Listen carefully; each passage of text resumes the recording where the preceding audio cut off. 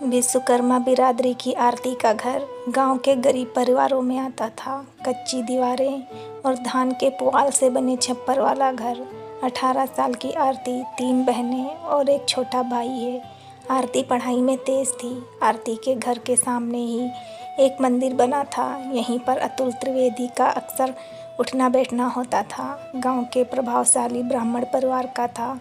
वह घंटों तक यहीं अपना समय गुजारता रहता। अतुल आरती के घर परिवार की मदद भी करता रहता था। इस मदद की एक बड़ी वजह आरती थी, जिससे वह मन ही मन पसंद करने लगा था। यह बात अतुल के परिवार के लोगों को पसंद नहीं थी। जैसे जैसे गांव में अतुल और आरती की दोस्ती आगे बढ़ रही थी, अतुल के परिजन उसका विरोध करने लगे थे। एक दिन की बात है, अतुल और आरती मंदिर में बैठकर बातें कर रहे थे। यह बात अतुल की माँ को पता चली तो वह अपने छोटे बेटे के साथ वहाँ आई और लड़की को बुरा भला कहना शुरू कर दिया। अतुल के घर वालों ने जब आरती को भला बुरा कहना शुरू किया तो आरती ने भी उन्हें इसी तरह जवाब दिया। यह बात अतुल के भाई अजय को बुरी लगी। उसने आरती के साथ झगड़ा शुरू कर दिया। झगड़े के दौरान अतुल पूरी तरह चुप रहा। झगड़े के बाद अतुल के घर वालों ने उसे आरती से दूर रहने की सलाह दी। अतुल ने भी घर वालों की बात मानते हुए आरती से बात करनी बंद कर दी।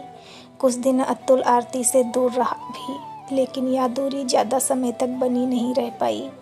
आरती अतुल से शादी करना चाहती थी, इसलिए वह अतुल पर शादी करने का दबाव बनाने लगी।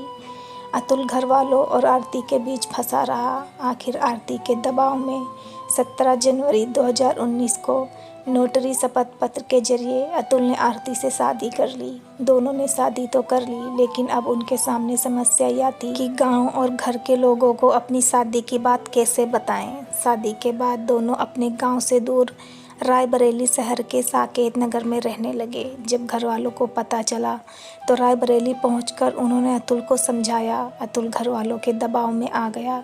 इसके बाद वह शादी से मुकरने लगा। बस यहीं से आरती और अतुल के बीच रिश्ते बिगड़ने लगे। मामला थाना कोर्ट कचहरी तक पहुंच गया। अतुल पर कानूनी शिकंजा कसा जाने लगा तो वह परेशान हो गया। आरती ने अतुल पर जो आरोप लगाए उसके अनुसार झगड़े के बाद अतुल सुलह और शादी कराने के लिए उसे एक मंदिर में ले गया, लेकिन मंदिर में पहले से कई लड़के मौजूद थे। अतुल और उसके साथियों ने वहीं पर मंदिर के पीछे आरती के साथ गैंगरेप किया। इतना ही नहीं, उन्होंने उसे चुप रहने की धमकी भी दी। अपने साथ हुए इस धोखे पर आरती ने भी सोच लिया कि वह अब चुप नहीं बैठेगी। उसने मामला पुलिस में ले जाने और अतुल को सजा दिलाने की ठान ली। 10 फरवरी 2019 को आरती रायबरेली जिले की कोतवाली पहुंची और आप बीती सुनाकर अतुल व उसके साथियों के खिलाफ मुकदमा दर्ज कराने की दरख्वास्त की, लेकिन पुलिस ने केस दर्ज नहीं किया। तब 8 दिन बाद 18 फरवरी को आरती ने एसपी रायबरेली को रजिस्टर्ड डाक से अपना शिकायत पत्र भेजा। इसकी भी कोई सुनवाई नहीं हुई। पुलिस उसकी शिकायत पर कार्रवाई क्यों नहीं कर रही थी, यह बात वह नहीं समझ सकी। पुलिस से निराश होकर पीड़ित आरती ने रायबरेली में अपर मुख्य न्यायिक मजिस्ट्रेट की कोर्ट में मुकदमा दर्ज कराने के लिए पत्र दिया। मजिस्ट्रेट ने एफआईआर दर्ज करने का आदेश दिया। कोर्ट के आदेश के बाद भी पुलिस ने कोई कदम नहीं उठाया। 26 फरवरी 2019 को पुलिस को कोर्ट की अवमानना का नोटिस दिया गया। तब पुलिस ने दबाव में आकर मजबूरी में मुकदमा दर्ज किया। फिर भी कोई कार्रवाई नहीं हुई तो आरती ने मुख्यमंत्री से शिकायत की। फलस्वरूप अतुल ने कोर्ट में आत्मसमर्पण कर दिया। पुलिस के देर से मुकदमा दर्ज करने और धीमी गति से जांच के चलते अतुल को जल्दी जमानत मिल गई।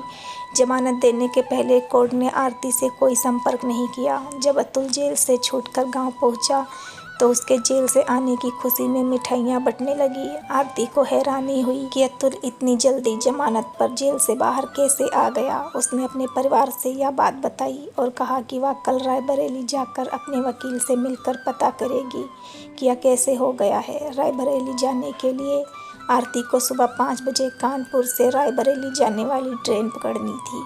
सुबह आरती ट्रेन पकड़ने के लिए अपने घर से निकली। घर से स्टेशन करीब 2 किलोमीटर दूर था। आरती सुबह 5 बजे जब अपने घर से निकली तब जाड़े का समय था। रास्ते में अंधेरा भी था। आरती के पिता ने उसे स्टेशन छोड़ने के लिए कहा तो उसने बूढ़े पिता की परेशानी को देखते हुए मना कर दिया। वह अकेली ही घर से निकल गई। गांव से स्टेशन के रास्ते में कुछ रास्ता ऐसा था जो सुनसान रहता था। इसी जगह पर आरती पर मिट्टी का तेल छिड़क कर आग लगा दी गई। आरती खुद को बचाने के लिए, मदद के लिए दौड़ रही थी। जली हालत में खुद को बचाने के लिए आरती दौड़ी तो आग और भड़क गई। उसके कपड़े जलकर उसके जिस्म से चिपक गए थे। रास्ते में एक जगह कुछ लोग दिखे तो आरती वहीं गिर पड़ी। आरती के कहने पर रास्ते में मिले लोगों ने डायल 112 को फ़ोन करके जानकारी दी। बुरी तरह जली आरती ने वहां पहुंची पुलिस को और बाद में प्रशासन को बताया कि उसके ऊपर मिट्टी का तेल डालकर जलाने वाले अतुल और उसके साथी थे। 90% जली हालत में आरती को पहले उत्तर प्रदेश की राजधानी लखनऊ ले जाया गया, लेकिन उसकी गंभीर हालत को देखते हुए उसे दिल्ली रेफर कर दिया गया। 3 दिन जिंदगी और मौत के बीच संघर्ष करने के बाद आरती ने दम तोड़ दिया। पूरे इलाज के दौरान आरती की बहन और मां लखनऊ से लेकर दिल्ली तक साथ रही।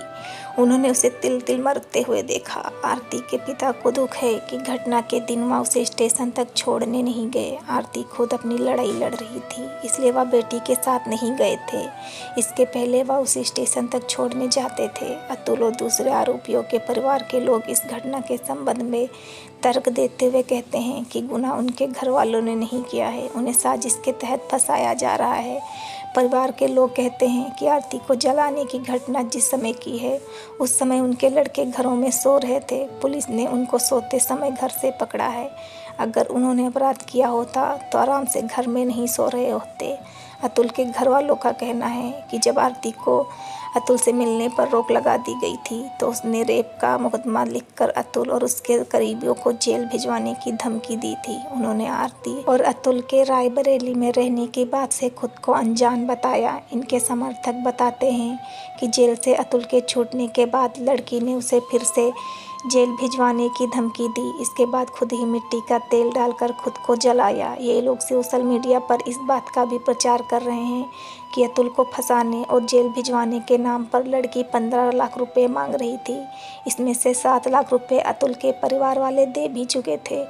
लड़की के भाई का कहना है कि उसकी बहन पढ़ लिख कर परिवार की मदद करना चाहती थी। अतुल के संपर्क में आकर उसे इस स्थिति का सामना करना पड़ा। कानून मानता है कि मरते समय दिया बयान सत्य माना जाता है।